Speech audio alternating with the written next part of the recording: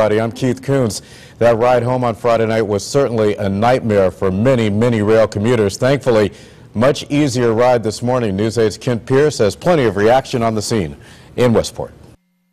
People heading to work on Monday morning on Metro North are all comparing notes about what a nightmare it was trying to get home on Metro North on Friday, as 3 different Metro North trains got stuck, causing delays and all sorts of problems. A much smoother commute Monday morning than there was on Friday afternoon. That's when 3 different trains got their mechanical arms snarled in overhead power lines that were drooping in the heat.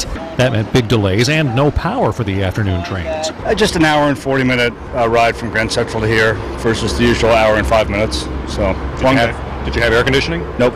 No air conditioning, and it took close to 2 hours and 45 minutes to get home.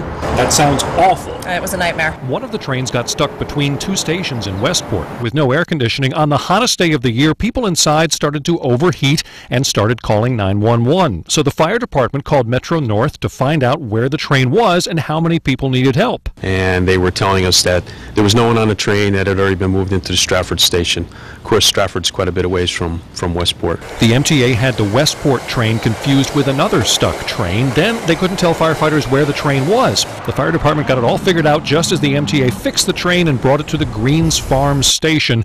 From these reported pictures, you can see the fire department then got to treat the overheated passengers.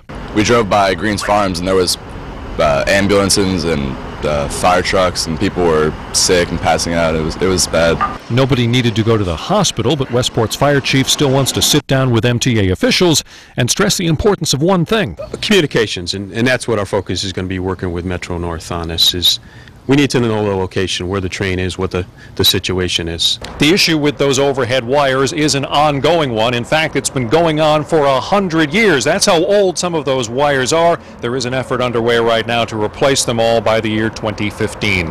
On the scene in Westport, I'm Kent Pierce, News 8. Now, News 8 did put a call into Metro North to get their reaction. So far, that phone call has not been returned. State Union